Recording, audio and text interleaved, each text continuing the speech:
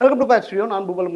இந்த வீடியோவில் வந்து நம்ம மல்டி பிளாட்ஃபார்ம்ஸ் பற்றி பேச போகிறோம். ஆக்சுவலாக வந்து அது எவால்வேஷன்ஸ் என்னுடைய எக்ஸ்பீரியன்ஸ் ஆன் இட் அப்படின்னு சொல்லிட்டு இப்போ ரீசெண்டாக வந்து லாஸ்ட் 3 டேஸாக ஒரு விஷயம் வந்து இன்டர்நெட்டில் வந்து ரொம்ப பெரிய விஷயமா பேசப்படுற ஒரு விஷயம் என்னன்னாக்கா ஃப்ளட்டர்ஸ் டைம்.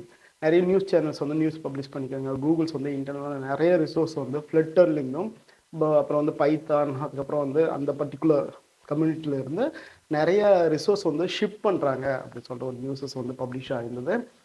சில பேர் வந்து ஃபயர் பண்ணதாகவும் சில நியூஸஸ் வந்து பப்ளிஷ் ஆகிருந்தது. இது எல்லாமே வந்து வெளியிருந்து வர நியூஸஸ் தான். கூகுள் இன்டர்னலாக வந்து யாரும் எந்த ஒரு நியூஸஸும் இது வந்து பப்ளிஷ் பண்ணல. பப்ளிக்காக வந்து நாங்கள் வந்து இதை டிஸ்கண்டினியூ பண்ணுறோம் அப்படின்னு சொல்லிட்டு இது வரைக்கும் வந்து ஃப்ளட்டர் டிஸ்கண்டினியூ பண்ணுறோம் அப்படின்னு சொல்லிட்டு கூகுள் வந்து அனௌன்ஸ் பண்ணல. ஸோ நீங்கள் ஃப்ளட்டர் டெவலப்பராக இருந்தாக்கா டோன்ட் வரி, உங்களுக்கு வந்து க்ளோஸாக ஃப்ளட்டருக்கு ஆல்மோஸ்ட் க்ளோஸாக இருக்க பிளாட்ஃபார்ம்ஸை நீங்கள் சூஸ் பண்ணோம் அப்படின்னாக்கா I will suggest you to go for Kotlin multi பிளாட்ஃபார்முக்கு போகலாம். நீங்கள் வந்து காட்லின் கற்றுங்க. பர்சன் ஆண்ட்ராய்ட் கற்றுக்கிட்டீங்கன்னா இது மோரல்லஸ் அதே போல் தான் டாட் ப்ரோக்ராமிங் லாங்குவேஜ் இருக்கிறதுல அதே போல் சின்டாக்ஸ் தான். பட் சின்ன சின்ன விஷயங்கள் மாறும். நேவிகேஷனும் நான் ஜஸ்ட் கோ த்ரூ பண்ணேன். பட் ஒரு அப்ளிகேஷன் நான் இன்னும் வந்து ஃப்ளட்டரில் டெவலப் பண்ணதில்லை. பட் கோட் வைஸ் பார்த்தா it's almost as like as Jetpack Compose மாதிரி தான் இருந்தது. ஸோ நீங்கள் வந்து இப்போதைக்கு நீங்கள் டாட் ப்ரோக்ராமிங் வச்சு ஃப்ளட்டரை நீங்கள் ஒர்க் பண்ணிட்டு இருந்தீங்கன்னாக்கா நீங்கள் வந்து ஜெட்பேக் கம்போஸ்க்கு மைக்ரேட் ஆகுங்க.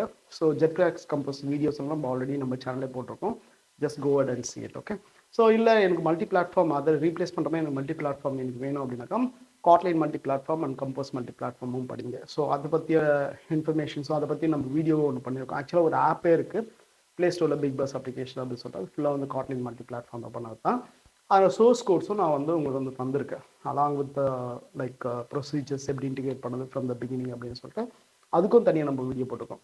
ஒரு பர்டிகுலர் பிளாட்ஃபார்மில் போயிட்டு 2 to 3 years வந்து ஸ்பெண்ட் பண்ணிட்டு இன்னொரு பிளாட்ஃபார்முக்கு ஸ்விட்ச் ஆகிறது வந்து கொஞ்சம் கஷ்டமான விஷயம் தான். ஏன்னா உங்களுடைய சீனியாரிட்டி லெவல் அந்த பர்டிகுலர் எல்லாத்தையும் வந்து ஃப்ரம் த பிகினிங் ஸ்டார்ட் பண்ணல ஒரு பிளாட்ஃபார்ம் இன்னொரு பிளாட்ஃபார்ம் ஸ்விட்ச் பண்ணுது.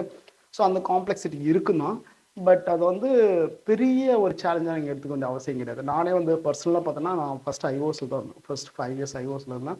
அதுக்கப்புறம் ஆண்ட்ராய்டில் ஸ்விட்ச் ஆனேன். ஸோ ஐஓஸில் இருக்கும்போது நாங்கள் டிஃப்ரெண்ட் கைண்ட் ஆஃப் பிளாட்ஃபார்ம்ஸை நாங்கள் ட்ரை பண்ணியிருக்கோம். மல்டி பிளாட்ஃபார்ம்ஸ் அப்படின்ற கான்செப்ட் ஃப்ரம் த பிகினிங். இது இப்போ நீங்கள் 2012 வந்து ஆண்ட்ராய்டு வந்து எவால்வ் ஆகும்போதே இந்த மல்டி பிளாட்ஃபார்ம் அப்படின்ற கான்செப்ட் வந்து அப்போவே பெரிய பேசு பொருள் இருந்தது. என்னென்ன பட்ஜெட் தான். ஓகேவா.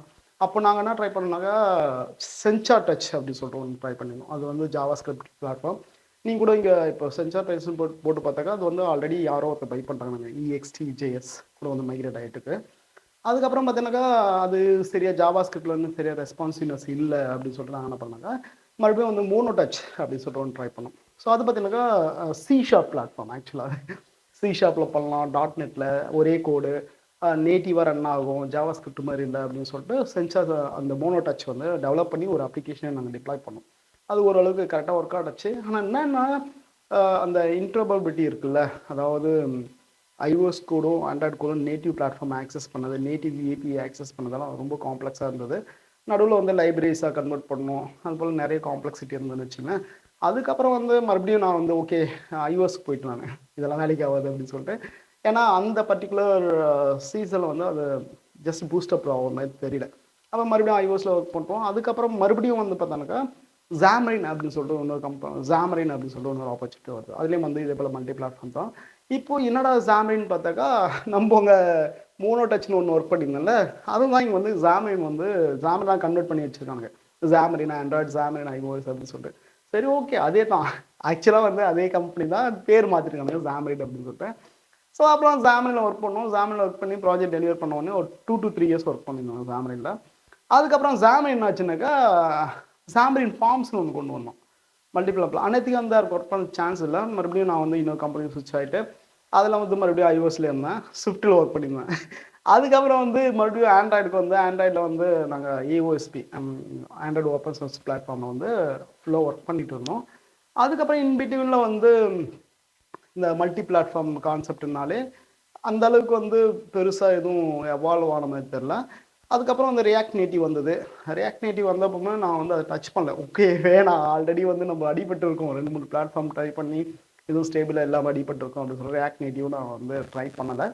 அதுக்கப்புறம் வந்து இது வந்தது ஃப்ளட்டர் வந்து சூப்பராக போயிட்டு இருக்கு, நல்லா வந்து எவால்வ் ஆகி போயிட்டு இருக்கு அப்படின்னு சொல்லி ஈவன் நம்பர்ஸ் எல்லாம் பார்த்தோம்னாக்கா ஃப்ளட்டரோட லைக் ப்ரோக்ரஸ் வந்து காட்லினோட ஓரளவுக்கு வந்து கம்பேரிட்டிவாக சூப்பராக தான் வந்துருக்கு. என்ன 1 or 2% டிஃப்ரென்ஸ் தாண்டி மற்றபடி ஃப்ளட்டரோட அந்த சார்ட் இருக்குது பார்த்தியா, அந்த சார்ட் வந்து ரொம்ப க்ளோஸ்அப் இருக்குது. டெவலப்பர்ஸ் நல்லா வந்து கன்சியூம் பண்ணி யூஸ் பண்ணிட்டு இருக்காங்க. அந்த அந்த கம்யூனிட்டியும் வந்து சூப்பராக வளர்ந்துருக்கு. ஆனால் பட் இப்போது கூகுளுக்கு இருக்கிற பிரச்சனைனாக்கா இப்போ ஆண்ட்ராய்டு அப்படி சொல்லிட்டாங்க. ஆண்ட்ராய்டு வந்து ஜாவாவை ரீப்ளேஸ் பண்ணி காட்லின் கொண்டு வந்துட்டாங்க. ஸோ கொண்டு வந்த பிறகு இப்போ வந்து காட்லின் அப்படின்றது வந்து பேஸ் ஆகிடுச்சு.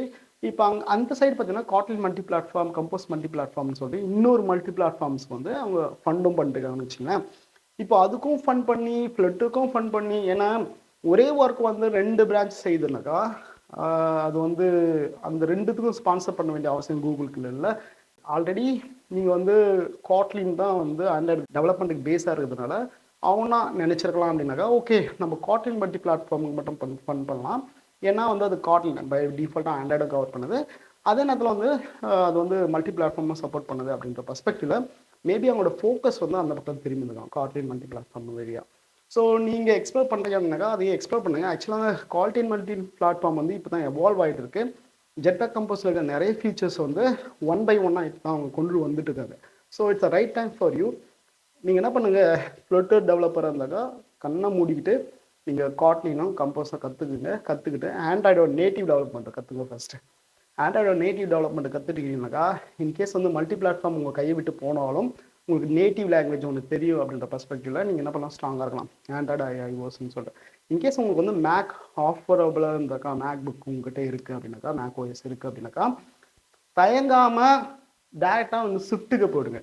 ஸ்விஃப்ட்டுக்கு போகிறதுனால உங்களுக்கு என்ன அட்வான்டேஜ்னாக்கா சேலரி வந்து அதிகமாக வரும். ஐஓஎஸ் டெவலப்பர்னால சேலரி வந்து அதிகமாக வரும். ஸோ சேலரி பற்றி நம்ம கவலைப்பட வேண்டிய அவசியமே கிடையாது. ஸோ ஒரு லாங்குவேஜ் ஸ்ட்ராங்காக வந்து ஸ்விஃப்ட்லேயே இருந்துட்டிங்கனாக்கா சேலரியும் நீங்கள் காம்படிட்டிவ் எனஃப் சேலரி வந்து நெகோஷியேட் பண்ணி வாங்க முடியும். ஸோ இல்லை நான் வந்து ரெண்டுமே நான் ஒர்க் பண்ணுறோம் அப்படின்ற பர்ஸ்பெக்டிவில் உங்கள் கேரியர் நீங்கள் விட்டுறாதீங்க. ரெண்டுமே ஒர்க் பண்ணதில் வந்து யாருக்கு அட்வான்டேஜ் அப்படின்னாக்கா கம்பெனி தான் அட்வான்டேஜ். உங்களுக்கு வந்து நிறைய டிஸ்அட்வான்டேஜஸ் இருக்குது. இங்கே பெரிய பெரிய அப்ளிகேஷன் டெவலப் பண்ணும்போது அந்த நேட்டிவ்ஸோட அந்த ஃபியூச்சர்ஸ் ஆக்சஸ் பண்ணதெல்லாம் ரொம்ப காம்ப்ளெக்ஸ் ஆகிடும். அது சுற்றி கோடு எழுத வேண்டியது இருக்கும். அது உங்களுக்கு தான் ஹெட்டேக். ஸோ அதனால் டெவலப்பர்ஸ் பர்ஸ்பெக்டிவில் நீங்கள் ஏதாச்சும் ஒரு நேட்டிவ் லாங்குவேஜை சூஸ் பண்ணி ஆண்ட்ராய்டு அண்ட் ஐஓஎஸ்க்கு சூஸ் பண்ணி ரெண்டுத்தில் ஏதாச்சும் ஒன்று சூஸ் பண்ணி அது மூவ் ஆகிறது தான் பெஸ்ட்டு. காட்லின் மல்டி பிளாட்ஃபார்ம் வந்து இல்லை போல் மல்டி பிளாட்ஃபார்ம் கான்செப்டை வந்து அடிஷ்னலாக வச்சுங்க. ஓகே என்னால் பண்ண முடியும், நீங்கள் சான்ஸ் தந்தால் நான் பண்ணுவேன் அப்படின்ற மாதிரி போங்க.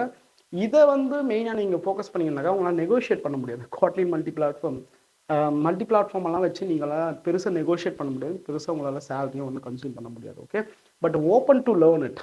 இன்கேஸ் வந்து ரெக்குவயர்மெண்ட் வருது, இது போல் வந்து ரியாக்டிவ்லையோ வேறு எதுலைச்சும் ரெக்குவயர்மெண்ட் வருதுனாக்கா as ஆண்ட்ராய்ட் டெவலப்பரோ ஐஓஎஸ் டெவலப்பரோ use just show the willingness. Okay நான் கற்றுக்கிறேன் அப்படின்னு போகலாம். அதுக்காண்டி நீங்கள் 2 பிளாட்ஃபார்மில் ஏதாச்சும் ஒரு பிளாட்ஃபார்மில் வந்து கெட்டியாக பிடிச்சிட்டு அதில் தான் உங்களுக்கு best. Okay, so don't worry guys. இந்த ப்ரோக்ராமிங் வந்து மிகப்பெரிய ஃபீல்டு. ஒரு ப்ரோக்ராம் வரும், மறுபடியும் ஒரு ப்ரோக்ராம் போகும். ஸோ ஜாவா வந்து காட்லின் ரீப்ளேஸ் பண்ண மாதிரி, ஆப்ஜெக்ட் சி வந்து ஸ்விஃப்ட் ரீப்ளேஸ் பண்ண மாதிரி, அதுபோல் வந்து கீப் எவால்விங். அதனால் வந்து ஏதாச்சும் ஒரு லாங்குவேஜ் போயிடுச்சோடனே ஆனால் நீங்கள் எக்ஸ்பர்ட்டாக இருந்தோடனே மனசை உடஞ்சி ஓகே இன்னொரு லாங்குவேஜ் கற்றுக்கிறது கஷ்டம் அப்படின்னா நினைக்காதீங்க. எல்லாமே 0 தான் ஸ்டார்ட் ஆகுது. அந்த கான்செப்டை வச்சுங்க. Okay, so hope this video that